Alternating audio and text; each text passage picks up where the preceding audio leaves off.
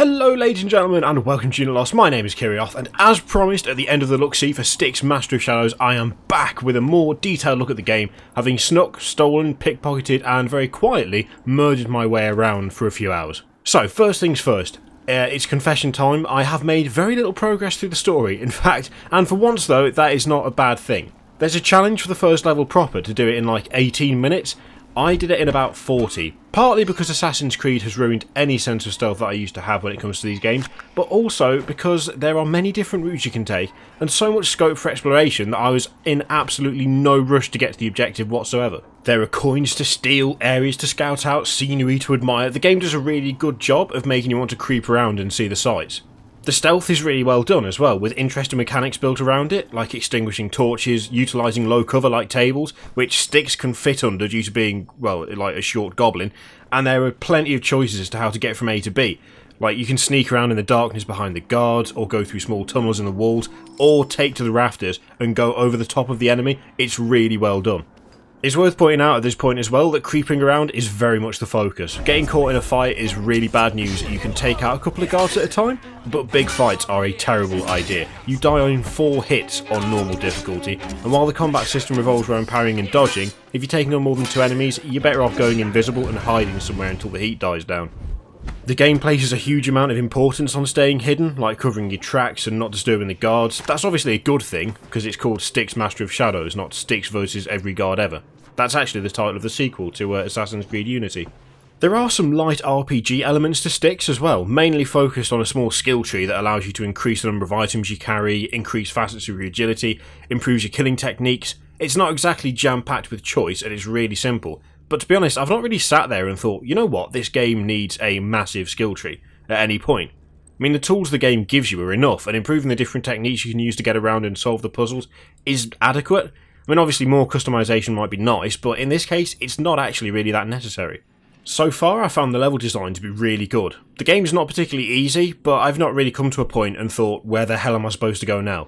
On those odd occasions where I've missed something, the game actually gives you a helping hand with something called amber vision, which you can use to see enemies, hiding places, torches, and climbable areas more clearly.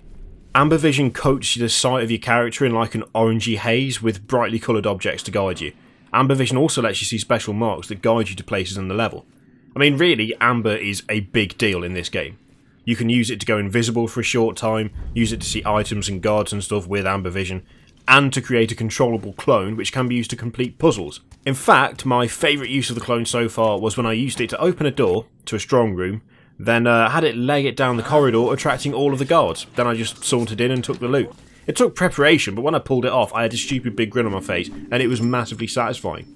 A big thing for me is that the game looks great as well. I decided very early on that I absolutely love the atmosphere of the game. There's a great gritty dark feel to it, which given its fantasy just fits it really well. The general design is spot on as well. I'm not sure what I was expecting if I'm honest, but it's more impressive than I thought it would be. Styx himself is a great character as well. He really fits the part, and despite being literally a murderous thieving assassin goblin, he's actually likeable and interesting. I'm not sure how they've managed it. I also thought it would be a bit weird controlling a goblin, since let's face it, the trend in gaming at the moment is to control a human being. Or maybe a car. Maybe an elf or a dwarf at a push. In the end though, Styx is an intriguing story, and he's fun to listen to, so it actually feels no different to any other character. It's not a perfect game though. The combat system feels very simplistic, essentially revolving around hitting parry until the game says that you can kill the person you're fighting. It's not the focus of the game, it's true, but it still feels a bit too simple for me.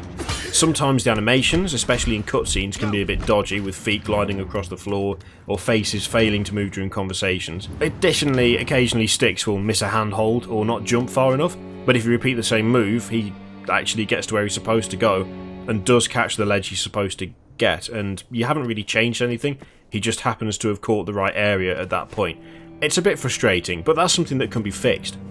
As I say, it's not a perfect game. Thing is though, while it might not be perfect, it is really, really good.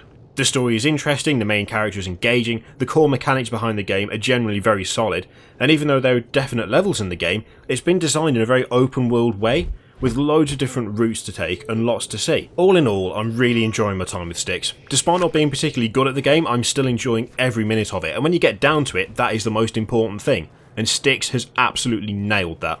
Thanks for watching guys, see you next time.